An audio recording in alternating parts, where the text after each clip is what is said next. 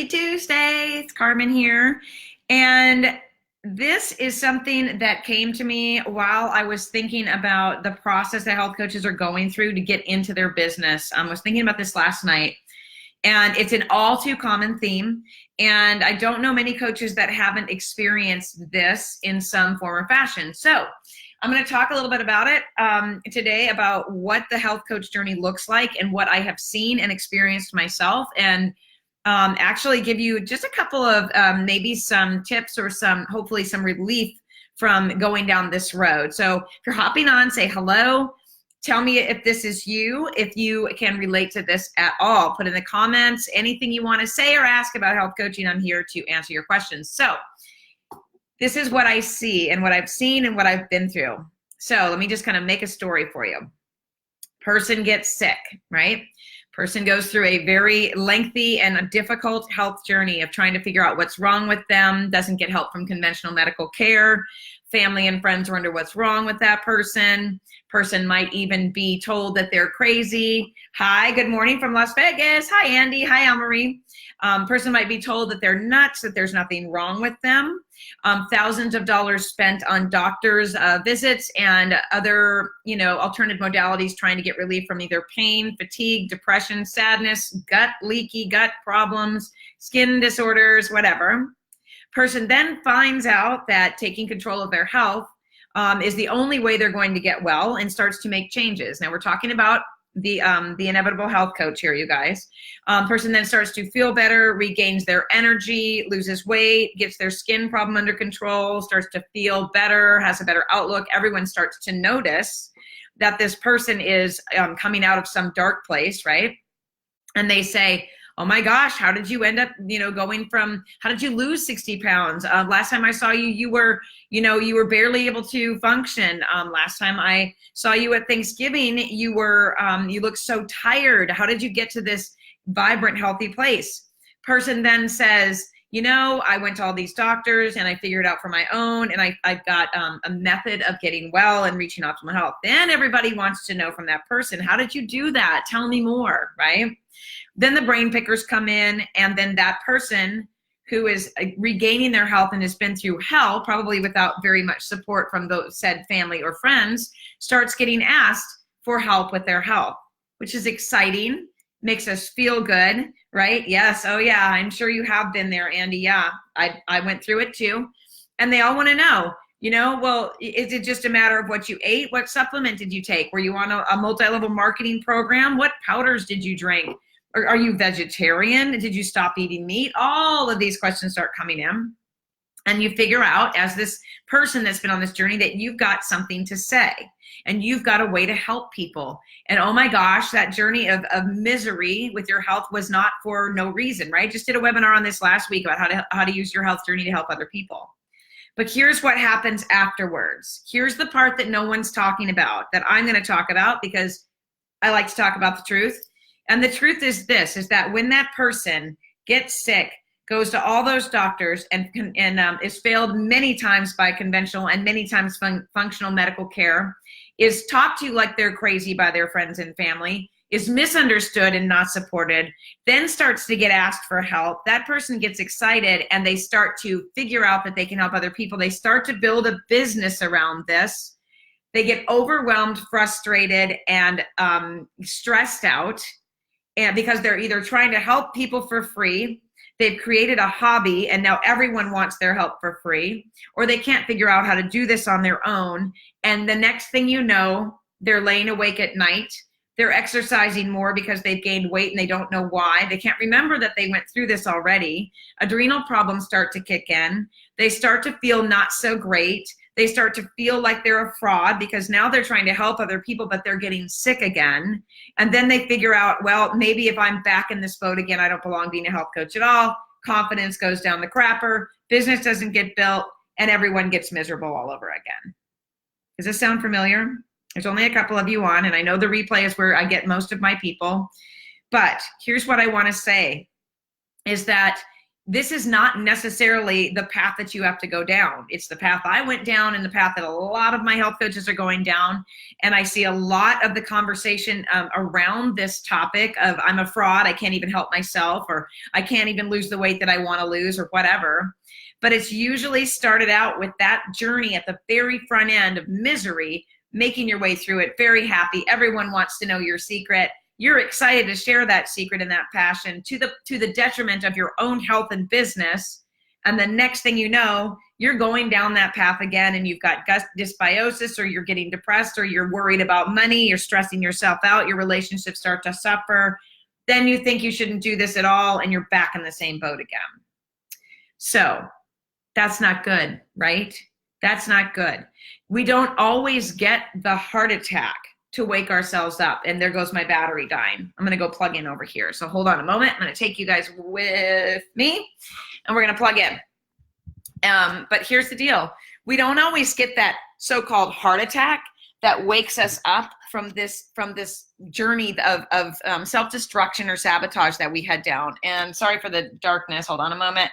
This is not the room I'm usually in when the light changes. So this is a weird angle, and my hair looks crazy. But anyway, so what I want to say is this is before you head down that road of not getting well again and being fatigued and sinking back into any adrenal problems or any other issues that you have because you think other people need your help, make it a priority to help yourself first, no matter what that looks like. Hi, Kathleen.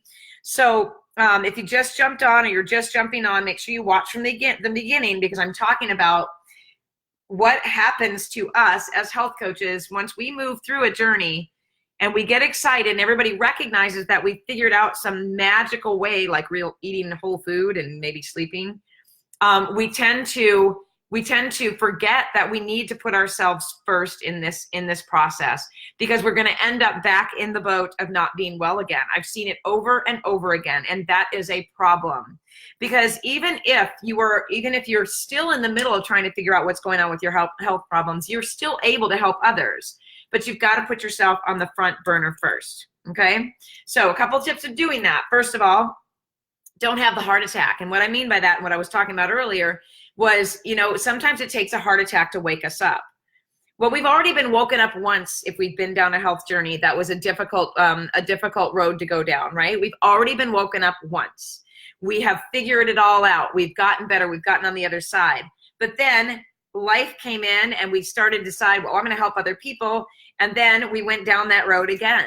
So what I'm telling you is this, is if you feel yourself starting to get tired, or maybe letting go of some of your healthier habits that helped you to get through that journey in the first place, or people say to you, you seem short-tempered, or you don't seem so happy, or you've got dark circles under your eyes, or whatever it is, pay attention. Back up a little bit. Look at yourself first before you start helping other people in the deeper sense. In other words, say, you know what, I don't have to take 12, 13, 15 clients on this month. I can take some time for myself and take half of Friday off to practice self-care. It is only going to benefit your business for you to take care of yourself. One of the things that I had to do when I went down that road of getting well, then helping others, then going back into not feeling well again because I wanted to help others so badly, is I started to take naps. Even if it was 15, 20 minutes of just knocking myself out, listening to some meditative music, doing some hollow sync CDs. And then another thing that I did was I started taking half of Friday off. And then when I realized I needed more, hi Sharon, I started taking the entire day off of Friday. So Mondays through Thursdays were my days to work. Friday, Saturday, and Sunday, I did not work. And the only thing I think that truly helped me from going right down that rabbit hole of adrenal problems again was recognizing that no one else's health was worth my own. No one else's problems were worth my own. No family members, no friends, nobody messaging me to help them. None of that was worth me going back down that road of ill health all over again, especially when I still had loose ends to tie up, right? So I want to encourage you to not, in the interest of helping other people, the best thing that you can do to be the best health coach that you can be is to help yourself first. That doesn't mean don't coach people while you're working through the journey. That means help yourself more than you're helping other people. Okay, is this making sense for anybody? I see a bunch of people in my comments, but I don't see talk amongst you guys. You guys are radio silent today. But so if you're in that space right now where, you know, maybe you think you shouldn't be doing this, or you're exhausted or whatever, take the day, if you can, to really evaluate how many hours a day do you need to really commit to building your business right now, and how many hours a day do you have, and are you committing to yourself for self-care? And I'm not like, oh, go to the spa, get your nails done. Self-care can be something as simple as saying, I'm unplugging for the rest of the day, or I'm going to go sit outside, which is where I'm headed here in about 10 minutes, to sit outside and get my 10 to 20 minutes of sun and listen to my my new meditations on Breathe, the Breathe app. If you guys don't have that app, it's fascinating and it's great. They've got all kinds of great tips, BREETHE, so Breathe. Add in little moments throughout your day that give your parasympathetic response time to come in and say, oh, we're on right now. We can quiet the fight or flight. We don't have to think about anyone else. We are only going to think about ourselves. And I promise you this, if you put yourself first, that health coaching business and all those people that are waiting to help you, hi Missy, that are waiting to be helped by you, they're going to wait, they will wait, and they will receive the better version of you than the one who's run down with low confidence, low self-worth, and doesn't have any clue if you're even going to be able to make it to the end of the contract with those people, right? Thank you for the thumbs up, I appreciate it. So, I'm here, and not that you need my permission, but sometimes we need an outside source of permission to take care of ourselves. So I'm giving you that today. I want you to be realistic about your idea of what it means to be a healthy health coach that takes care of themselves, puts themselves first, and shows up for people as an authentic person. And that means by saying, you know what? Hey, I'm in this with you. I'm going down my own health journey.